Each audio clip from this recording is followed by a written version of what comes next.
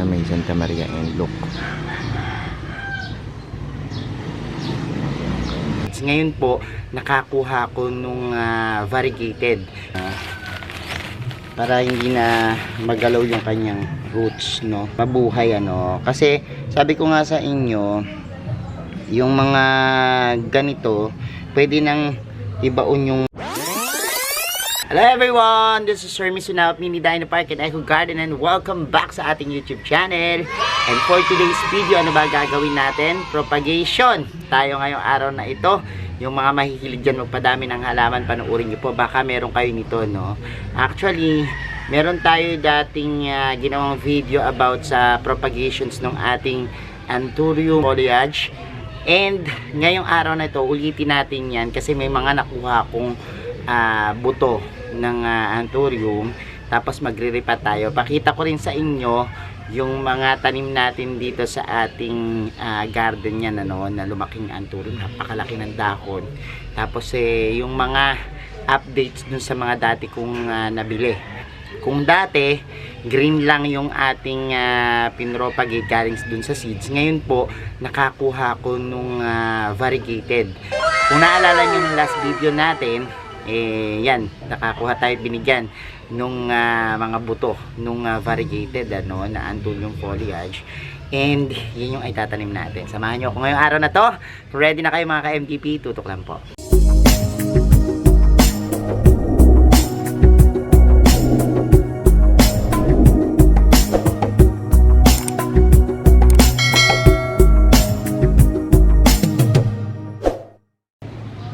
So ito yung ating malaking Anthurium dito sa may Santa Maria and Look.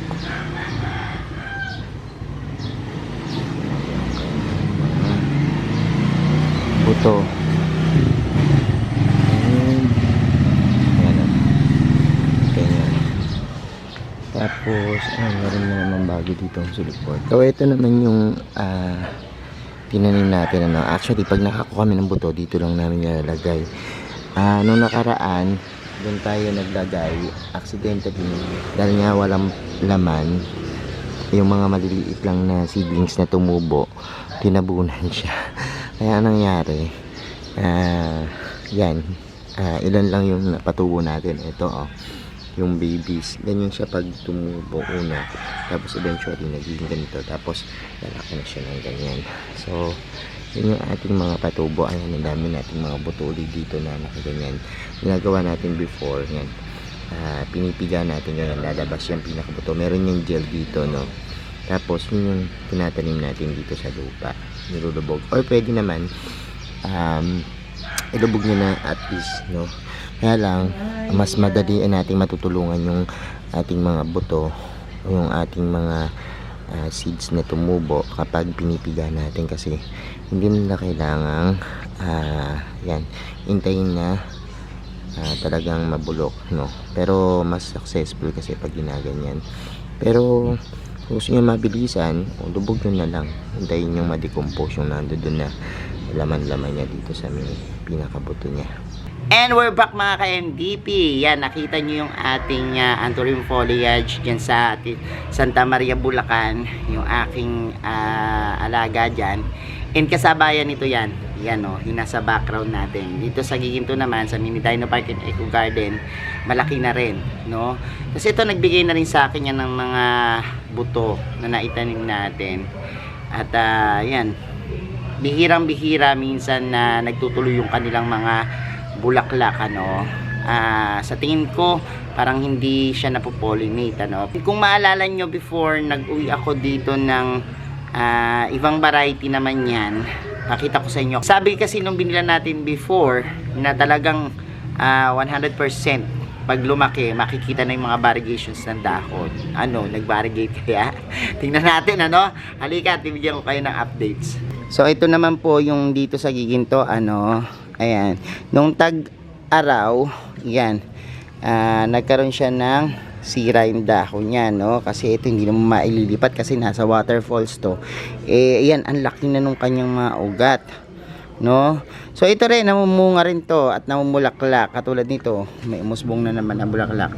I don't know kung ito magiging bunga, no? Kasi minsan talaga hindi tumutuloy, pero sana tumuloy yung bunga niya na, no? Ang laki nito. Siguro mas lumaki to. Before kasi mas malaki yung nasa Santa Maria natin, kaya lang yun kasi nakapaso. And ito, maliit lang yung pinagtaniman ko, pero lumampas na siya, no? Ang laki na niya. Sobrang giant na nitong ating anthurium dito. Anyways, bukod dyan, meron akong tatlo yon, di ba, na maliliit. Dito ko nilagay yung ating mga anthurium foliage na yan. And ayan, sabi nga magba-variegate daw yan, no? Walang duda. Pero sa tingin ko, I don't know kung ito ay variegations, ano? Pero ito yung kababago lang na unpearl na dahon, and ganyan yung kulay niya. Pero eventually pag lumaki naman sila, ganyan. Actually hindi naman siya kapareho ng varieties nung nandoon natin, ano, na parang dapo. Ito ibang klase yung kanyang dahon, ano. So maganda rin siya, kaya lang ang inaabangan ko talaga yung variegations, pero wala ko nakita dahil puro green lang ito talaga, no. Ito marahil yung kanyang mga dahon bago pa lang, no, kaya ganyan yung itsura. Pero sana makakita tayo ng variegations, pero so far sa tingin ko naman iba yung kanyang variety, no. Anyways, napakaliit lang po niyan nung ating dinala dito, pero ngayon kita nyo na laki na niya, no. Talagang grabe na yung ugat niya. Ito nakadirekta sa lupa. Tapos yung isa niyan dito natin nilagay. Ito naman hindi rin siya variegated, pero ang ganda, no. Itim yung kulay niya, parang mamula-mula. Tingnan nyo, kapag halimbawa naman lumalabas yung kanyang mga dahon, ganyan, no. Yung pinaka stem niya po is ma-red naman, no. So ang ganda nung kanyang pagka-red, yung mga ilalim ng dahon. Ito medyo may times lang na talagang dahil nga sa panahon nasisiray ka nilang mga dahon, ano. Pero ito kung naka greenhouse to, maganda yung kanyang mga dahon, kaya lang direkta lupa na po yan, pero okay siya dyan kasi mas lumalaki, no, ng malaking malaki. So ito yung ating isa na ang ganda, ang kintab ng dahon niya, oh, black na black, no. So yung isang ganito na matay, doon naman nakalagay yun, ano, no, natsugi na. And dalawa na lang yung natira sa atin. Ngayon ang gawin natin, ita-transplant ko muna yung nakuha natin na variegated na ganito, no.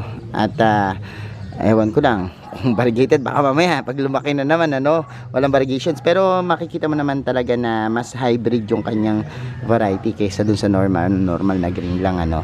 Anyways, tara, puntahan natin at mag-transplant muna tayo. So eto nga yung nakuha natin dun sa binahang garden, ano. Ayan, kita nyo, ganyan yung kanyang mga dahon. I don't know kung ayun, variegated nga ata. Tingnan mo, variegated yung kanyang mga dahon. Ang ganda, oh. So ito bata pa lang, kasi yung isa, yung tatlo na nakuha ko before na ganito, hindi mo makikita talaga yung kanyang mga variegations, ano. Walang mga sign o sinyalis ng variegations, pero ang sabi magba-variegate nga daw yun. Pero ito naman yung nakuha natin, etong isa hindi gaano, pero iba yung kulay ng dahon niya, no. I don't know kung may variegations yung dahon, pero parang may puti-puti din, ano. Pero dito kitang-kita mo yung mga puti, oh. Look, parang sa photos yung variegations niya, no. So ito talagang umaasa ako na magiging variegated yung kanyang mga dahon paglaki, no. So kaya lang ito hindi ko na maitatanim sa direktang lupa, kasi medyo ingatan natin, no, na baka mamaya mangyari dun sa talagang tanim natin before na namatay, no. Kasi pag nakadiretso sa lupa, kapitin ng fungus, at the same time hindi mo makikidahon, hindi mo transfer kung halimbawa sobrang init, no. Pero this one, ingatan natin, kuha na tayo ng pot para doon na natin siya itanim, ano. Plastic pot lang yung gagamitin natin. Ito para hindi lang seedling bags, para maganda-gandang tingnan. Ito na rin yung lupa na gagamitin natin, basta ito transplant lang natin siya. So ito na, i-repat na natin, ano. At Yan. Sa puting paso natin lagay. Tapos gagamit ako ng rice hull lang, ano. Ito bulok na yung rice hull nila, oh. Ito hindi ko napapalitan ng lupa to. At is na lang to. Dagdag na lang tayo, no. Para hindi na magalaw yung kanyang roots, no. Gaganyan na lang natin siya. Ayan. Masyado atang madami yung ating. Yan, tama lang yan. Kala ko kanina aapo, pero itong rice hull naman kasi napipitiyan. So dagdagan na lang natin siya dito. Magandang gamitin ang mga carbonized rice hull, yan. Kasi mas napapanatili niya yung moist, pero hindi siya na-overwater, ano. Kaya magandang gamitin. Marami yung gumagamit niyan. So, ito na yung isa nating plants. This one naman. Yan. Bawasan natin ng konti. Kasi kanina sobrang dami pala nung aking pinaglagyan. Ayan. Yan. So, lagyan natin dito yan. Kasi ninyo yung mga ganito, buhaghag siya. Oh.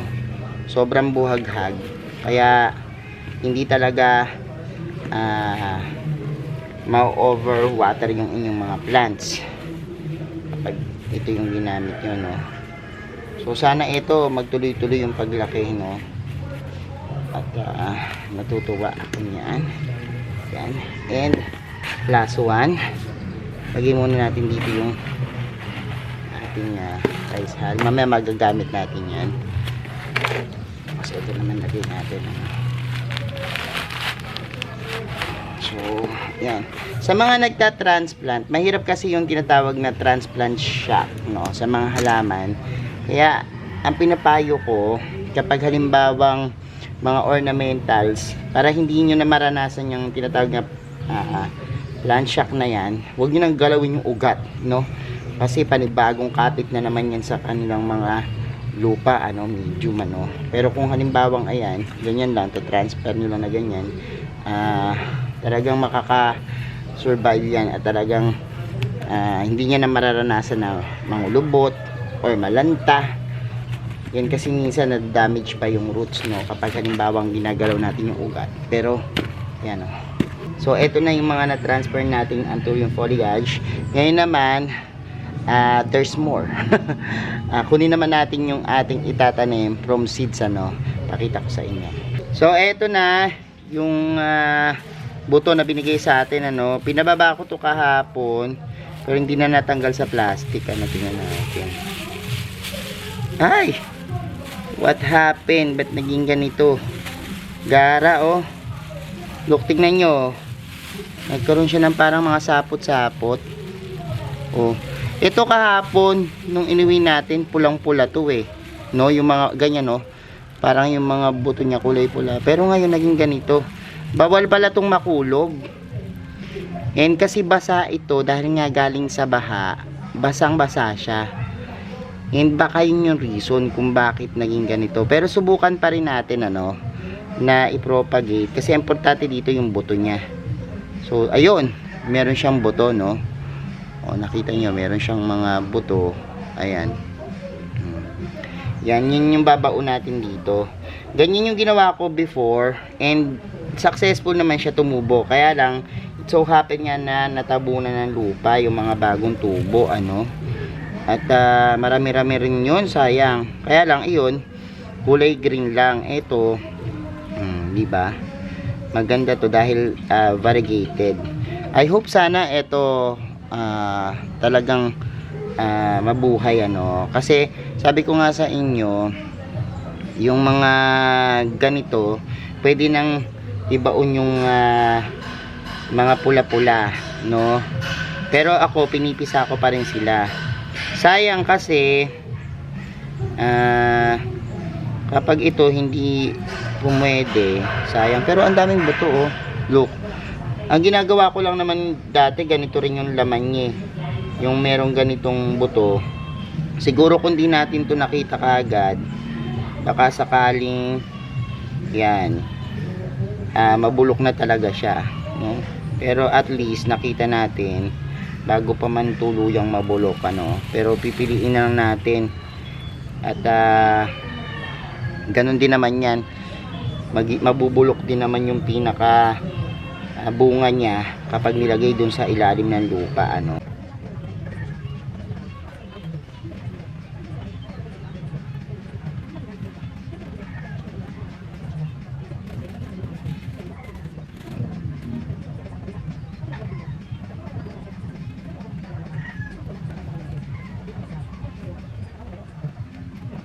So ayan, tabunan natin ito na konti pang mga pang ibabaw lang, medyo manipis lang. So ayan mga ka-MDP, napanood nyo na yung ating video at nakita nyo ang propagate natin itong ating anthurium, ano.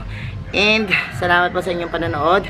I hope maging successful yung ating propagations, ano, para in any case na tumubo siya, magkaroon tayo ng pagkakataon na makapagbigay, no, at mabigyan natin ng mga variegated anthurium foliage yung ating mga followers and subscribers. Thank you so much sa inyong panonood, pagla-like, pag-share at pag-comment ng ating video. At syempre, sa lahat po ng hindi pa nagsasubscribe sa ating YouTube channel, kung bet na bet yung pigan itong usapan plants and gardening, mag-subscribe na po kayo, no? Huwag niyo pong kalimutang i-hit yung notification bell para laging updated sa aming latest uploads, pati po sa iba't iba nating social media accounts.